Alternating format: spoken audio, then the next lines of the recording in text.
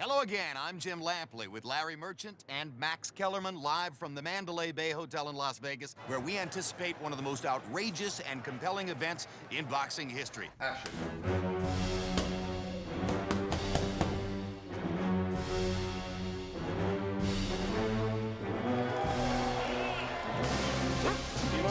Like you really would.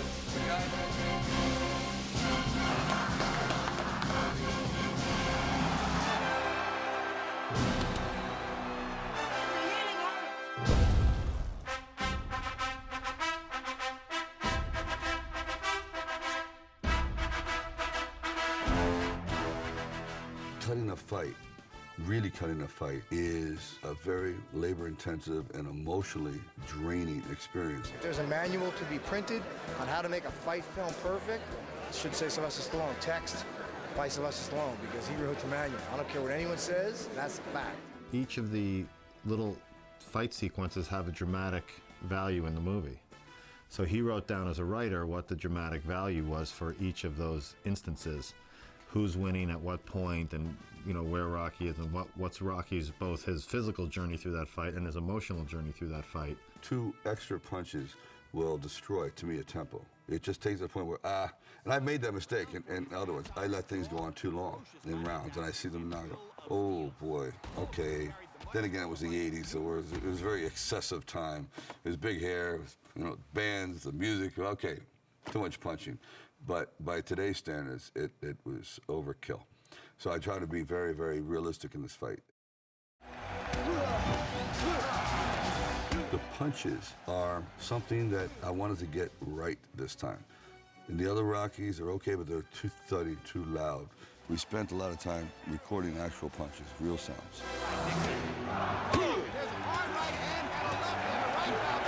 Before we would layer in shotgun blasts, broken bottles, chains rattling, a baseball bat hitting wet leather, believe it or not, and just crush it into a sound. This is being layered with true sounds.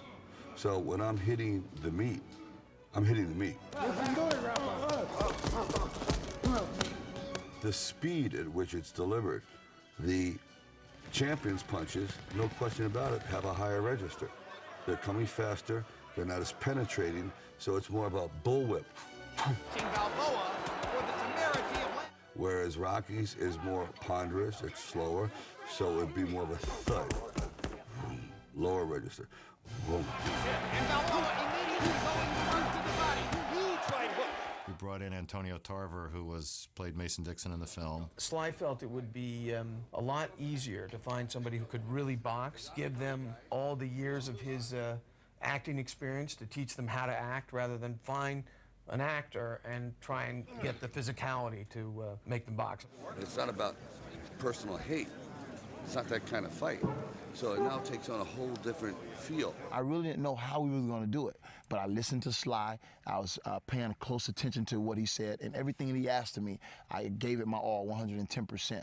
Once I got in sync and I really understood his vision, it was a natural thing. 1, 2, 3, or just the hook? Okay, 1, 2, 3. For a lot of reasons, Sly wanted to do all the boxing up front, primarily because then he's in the best shape because he's just finished the training routine, and once he starts shooting, then he's no longer can train with the same intensity, the same schedule. A lot of people know that Sly's extremely fit and in shape, but this is a different kind of training for this. He gave himself, I would say, at least 6 months training to do this picture. It was a gradual build-up. He has a certain look that he wanted to make it believable in this fight. I believe when you see the picture, you'll see what the incredible shape he's in. Sly had his shirt on through all the boxing choreography, and the first time he took his shirt off was when we were shooting the weigh-in in Vegas. I was actually standing at the monitor, and Nicole, the hair girl, was right next to me. The minute he took his robe off for the first time, she went, oh! And I was like, I said, oh my God, look how cut he is. One thing about Rocky we know for sure. This guy's showing up in shape. He had to go through some real hard nights, lifting weights and running and preparing and just really having the mindset, and then having to go to the gym and work. I wish I could take his heart and his will and his intestinal fortitude and his desire to be great in this and bottle it and give it to some of the fighters I've trained throughout the years. I'd have 10 world champions by now. He amazed me. It's unbelievable how hard he works and just his energy. And that inspired me in a lot of ways. You know, it got me thinking about going heavyweight. So, you know, I really feel good about myself right now. My energy level is up, and I think I can conquer the world. And thanks for Rocky Balboa giving me that inspiration to really look at my career and say, you know, I got a couple more years at this. We're at the Mandalay Bay Event Center in Las Vegas, Nevada. So then you have to find the venue to do the boxing. And originally we searched Los Angeles for potential venues that were 1, available, 2, large enough, and 3, wanted us. Sly was aware that HBO was shooting a pay-per-view match in Las Vegas, and he thought, wouldn't it be great if we could piggyback on that and get some cameras in there and shoot the crowd of 11,000 people, which we would never be able to afford to do. Here is a special attraction before our main event. Here is your chance to be part of the next Rocky movie, Rocky Balboa. The light heavyweight champion of the world has moved up. Antonio Tarver will play the role of the heavyweight champion, Mason Dixon, and will now face the former champ. So right now, let's get loud. Entering the ring, let's get the Rocky chant going. Here it is, the former 2-time heavyweight champion of the world, Rocky Balboa. Veteran of the wars, here for one more. Rocky's an off-the-board underdog, and they don't care at all. We had always planned to shoot boxing for 9 days, and Mandalay Bay only had 6 days available. So we were then shooting a lot quicker. His professional record, 57 victories, including 54 knockouts with 23 defeats and 1 draw. We use HBO. It becomes an HBO event, which I thought would be kind of unique. So we don't create a fictional arena. We borrow their blueprint and insert Rocky into a realistic situation. We wanted to shoot the fight in high def. It was actually very confusing at first. The traditional way of shooting boxing, I mean, he basically, you know, mastered in the first 5. You'll never see that in boxing, ever. It's always low angle, you know what I mean? Then when we got there and we started shooting and I started seeing some of the footage, what I realized was that it just lent this amazing realism to the boxing footage. It's quite astounding, and I think it was a very bold and courageous decision to go that way. I thought, geez, the camera angles are always the same in fight films. I said, can you imagine if the camera is right there? And people go say, is that real? Is that a trick? Is that CGI? No, it's what HBO does. We set the cameras up in 4 spots and we let it wing. It has the look and feel of a pay-per-view fight, which all fight fans, when they subscribe to a HBO or a Showtime, you see that fight. That's the look Sly wanted. He's very familiar with HD. His house is all set up with HD equipment, so, you know, I mean, that's what he watches every day. And he was like, you know, I want the drama and the dialogue to look one way, but I want the fight to look like I see it at my house. And we put this HD package together for him, and it really worked. For the thousands in attendance and the millions watching around the world.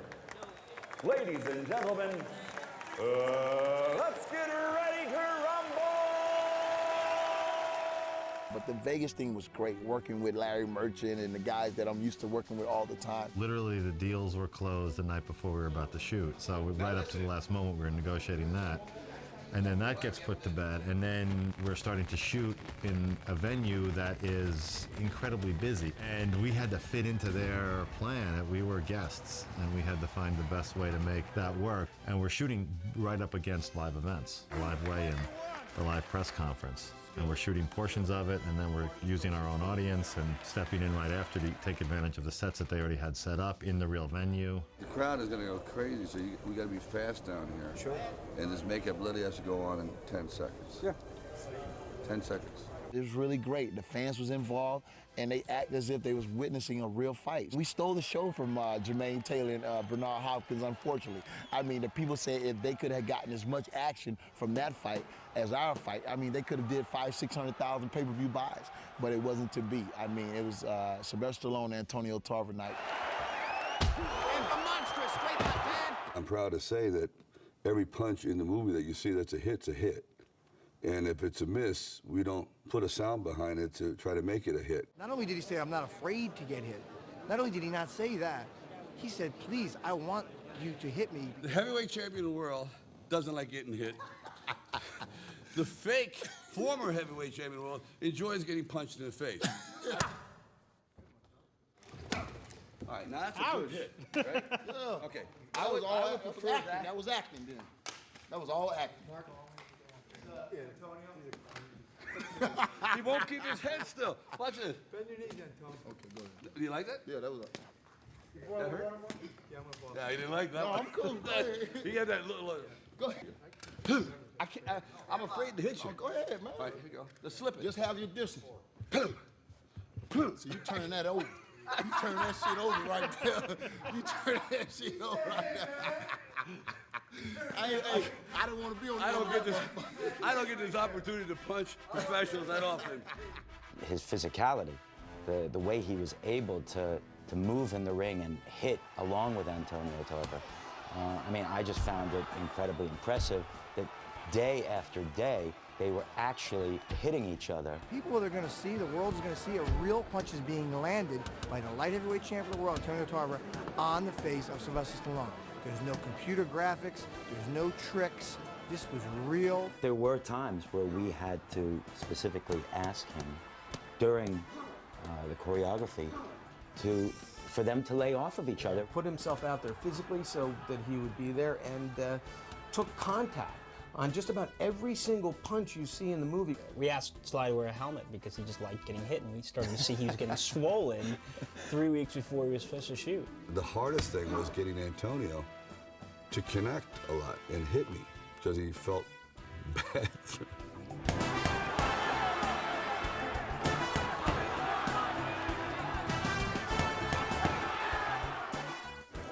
I told him if his face get in the way, it ain't my fault. This is Wildzy. Like that? It looks like a speed bag against a punching bag. He didn't try to kill me. It isn't as though we're, everyone's throwing, heart-stopping punches. They hurt. When you go see a fight, obviously you see boxers getting hit, and that's what you see in this film. He misses. There's a meat-seeking missile on the point of the chin by the champ. This is the hurt business, believe it or not, and we got some bumps and bruises along the way. Ice, bucket ice. Come on, here we go. Shit. Sly, how's your finger feel? Good. So Not would you as say bad as you guys have definitely sustained some injuries during this training? Oh man, it's been hard work. You can't pull all the punches. So, I took a few myself. He's really hard punching to the body. I felt that a lot. And I went home with a lot of ice packs, you know what I mean? There's a hard right hand and a left and a right Balboa. I can't believe how hard Sly hits. How about you? You got to take him a couple I told him shots. he's unbelievable. And I held the pads and the cushion for him also. He hits as hard as any regular boxer I've ever been on. on. Yeah. Here.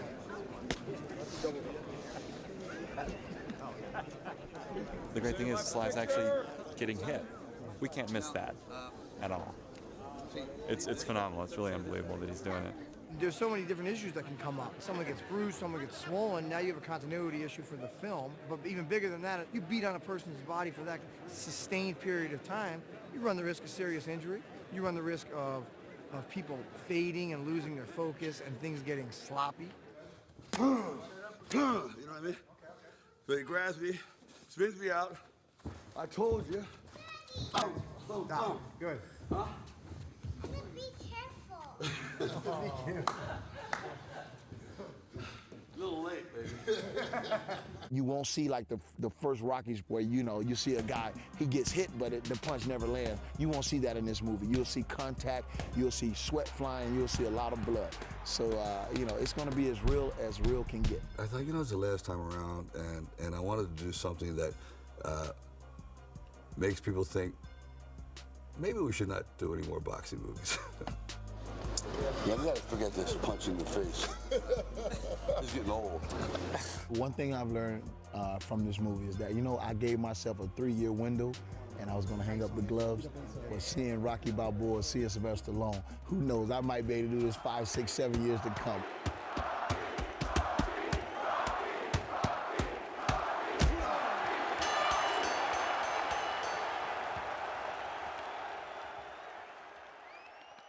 Age is nothing but a number. And when you really take care of yourself and you train hard, there's no limit to what you can do.